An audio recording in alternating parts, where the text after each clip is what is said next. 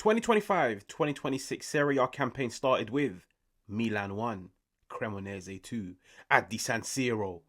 And let's just say, every Milan fan panicked. Oh my God! Okay, it's happening. Everybody stay calm. What's the procedure, everyone? What's the procedure? Stay calm! Wait. Everybody just calm down! But ever since that game, Allegri's Milan have been growing. Game by game by game. Lecce 0, Milan 2. Milan 1, Bologna 0. Udinese 0, Milan 3. Milan are picking up speed and they're looking unstoppable. Here we go. Batman Dark Knight reference, the Joker. If any of you guys are into movies. I know you're watching this video with a massive smile on your face.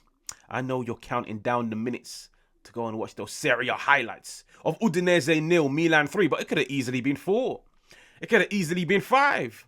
Maybe, just maybe 6. I really liked what I saw from Milan. I'll be honest with you guys. It was dominant. It was penetrative. It was enjoyable.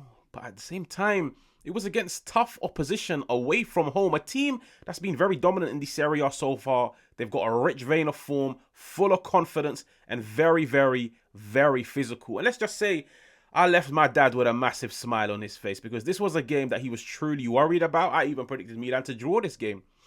But wow, was I wrong, because they could have scored 4, they could have scored 5. And you know what it is? Growing up in a Milan household for over 25 years of my life, when Milan win, I'm happy for them, man. Like I care about them. Like, just growing up in an environment of a Milan fan, it's difficult for me not to care for them.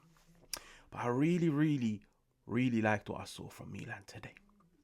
Now, imagine if I told one of you guys right now at the beginning of the video, make sure to like, make sure to subscribe, but at the same time, one of Milan's goals was an 18-pass sequence. You'd be thinking, no way, Jose.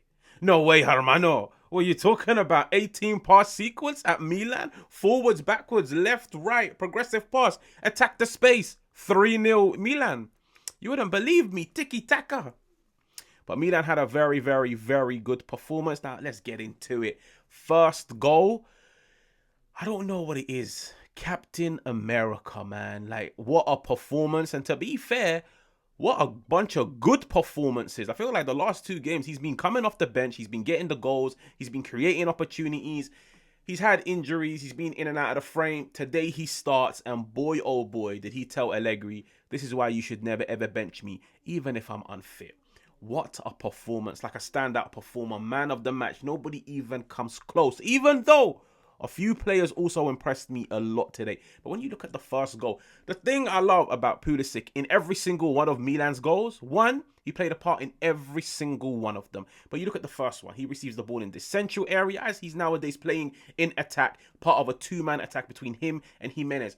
Why does this role suit somebody like Pulisic? Because Pulisic is so dangerous in those central areas. Just give him freedom. Drift to the left, drift to the right, drop deep, run in behind, connect with a striker, connect with the midfielders. He's occupying the whole center of the field. And the thing about Pulisic, he's doing it with ease, but he's so penetrative. Picks up the ball, carries, feeds it into Estupinian. Estupinian, this might be his best performance in a Milan top, in my opinion. Feeds it into Estupinian. He has a strike on goal. Now, any young person watching this video that wants to become a striker in the future, and I wish you all the best with that journey, just keep an eye on Pulisic on that goal. The fact that after he makes the pass, he doesn't just stand still and wait for the cutback. He doesn't just stand still and see what Estupinian can do. No, he feeds it into him. First thing he does, he runs into the box. He goes to where the space is and he anticipates. Is there a rebound? Is there a deflection? Is it going to fall back into my path? He positions himself in the perfect place.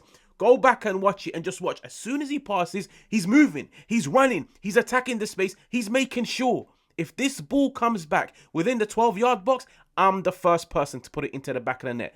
And that's exactly what he done. Now, when you look at the second goal, once again, Pulisic involved. Pulisic is applying pressure to the Udinese centre-half. Look, he presses him from the left. Then he presses him from the right. Then he goes from behind. Eventually, he wins the ball off him. When he wins the ball off him and the defender both drop to ground. The defender is out of the game. Fofana picks up the loose ball, lines up his shot. 2-0 Milan. But once again, Milan forced the opposition into a mistake. How does that happen? By applying heavy pressure. Fofana makes it 2-0. Now let's just look at the goal. This is an 18-pass sequence goal by Milan. I kid you not. It started on the left-hand side when Estupinian took the throw-in. It went back. Then it went forwards. Then it went back. Eventually, it makes its way to Tomori on the right-hand side. Luka Modric, I know I dedicated the whole of last week's video to Luka Modric, but I truly can dedicate this whole video once again to Modric. What a performance. He drops deep because he knows, listen, Tomori, he's in a tight area. Tomori, 9 times out of 10, would just put his foot through the ball and launch it long. We don't want to play this brand of football at Milan anymore. We want to play ground, possession-based football. He drops deep and makes sure Tomori has got a safer passing option to himself. He feeds it into Modric. Modric, like, it's actually ridiculous. The fact that he was pressed by 2 players and he still found a way out. Give and go, give and go. Eventually, he goes into Tomori once again. He feeds it into, I believe, Fofana. And Fofana, first touch. Fofana, listen, never been a fan. I sincerely doubt I ever will be. But you had a good performance, my friend. Tomori, lovely pass into Fofana. Fofana, first time into Salamakers. Salamakers, I know he's been on Milan's books for the past few years, but I could seriously tell you guys, he's putting himself up for signing of the season. Hey, Salamakers, what a performance. I don't know if you guys remember, there was that one period where he makes a slide tackle and then he gets up and he wins the ball and he goes charging forward. Salamakers genuinely looks reborn. But anyways, he feeds it into Salamakers. He carries, he feeds it into Rabiot. Look at Pulisic. Look at as soon as Rabiot picks up the ball on the right-hand side. This, I have to credit Santi Jimenez, even though I wasn't really too impressed by his performance. What Santi Jimenez does over here is very, very, very smart from a striker's perspective. He knows Pulisic is running inwards. Yeah, so Pulisic is running across me. Now, it wouldn't make sense if both of them run in the same direction and occupy the same space. He goes one way, Pulisic goes the other way. So what Santi Jimenez does is he drags the defender that would have been blocking Pulisic and takes him with him, which then creates the space that Pulisic goes and attacks. Rabiot feeds him in. And you know what it is? Sometimes they tell you, especially like in academies, if you're training to be an attacker or a striker, if you get the ball in a dangerous area and you've got that half yard to put your foot through the ball, sometimes shoot early. Don't take an extra touch. Don't lift your head up to try and see if there's a pass available to you. Sometimes just have that shot very quick because, one, the defender is not expecting it. If the defender is not expecting it, the goalkeeper is not expecting it. Goes through the defender's legs and goes through the keeper. Keeper wasn't expecting it. Defender wasn't expecting it. They were both looking at each other as Pulisic was celebrating, hands in the air, thinking, what happened there? I'll tell you. Pulisic made it 3-0 to Milan. Solid performance. What a performance by Pulisic. And the crazy thing is, like, this only really hit me towards the end of the game. I was just watching them and I was like, wow, they look good. Like, they look good. They look very penetrative. I said this the whole period of last season. Under Fonseca, under Conceição, this team had no right finishing 8th or 9th. They were far better than that. Poor managerial recruitments, in my opinion.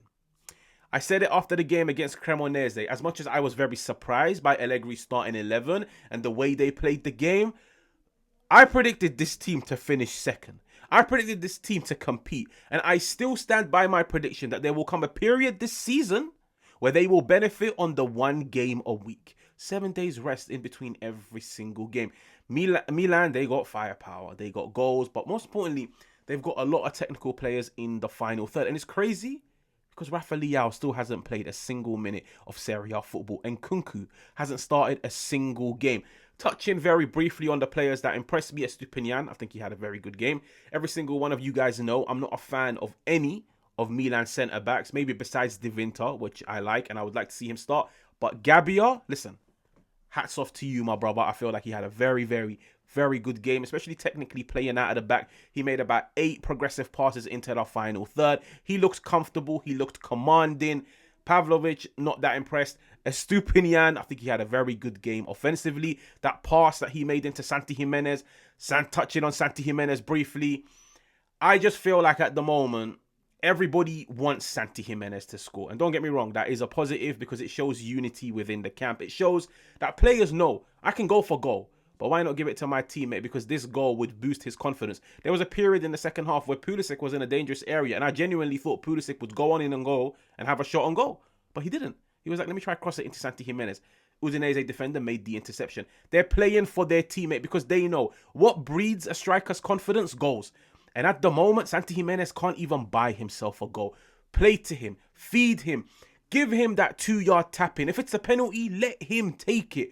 But I just feel like game after game after game, and we couldn't say this last season where Santi Gimenez last season was going into games, he might not even get an opportunity. Like, he finishes the game on 0 shots. I'm looking at Santi Gimenez, Bologna, Lecce, today against Udinese, and I'm telling myself, Santi, you are getting opportunities, brother. Like, you seriously are. And these are opportunities which I feel like if Leao was in that position, he probably scores. If Pulisic was in that position, he probably scores. If Nkunku is in that position, he probably scores. Santi, this isn't last year where you're competing with Abraham and Jovic, as much as I feel like they both done well towards the end of the season. You are actually competing in a 2-striker position. Pulisic is undroppable, okay? Pulisic is undroppable. So that means there's only one position available for 3 players to compete with. Leao, Nkunku, Santi Gimenez. And at the moment, I think once Leao is fully fit, he goes and he reclaims that spot. If Allegri decides to change it up and maybe go 3-4-3, once again, Leao undroppable, Pulisic undroppable, Nkunku or Santi Gimenez. You guys can decide that. But based off what I've seen so far, I wouldn't be surprised if Allegri goes for somebody like Nkunku, because Santi Gimenez is getting opportunities, but he's not putting them into the back of the net. But I understand, like, in football, it is a confidence game. But like I said, there's a reason why I wanted to shout him out for that Pulisic goal, because as much as I don't feel like he's having the best of performances, he's still having a positive impact on the team, whether it's by pressing from the front, tracking back, winning his duels in the centre. He's doing everything you want in an attacking player besides putting the ball into the back of the net. Eventually, the goals will come, but I don't know how patient Allegri will be. Because there's options. And let's be real, the option is a 35, 40 million pound player that you've signed in the summer. So trust me, he's knocking on that door and telling Allegri, Hermano, did you see that miss? I wouldn't miss that. Make sure to like, make sure to subscribe, and I will catch you guys on another one.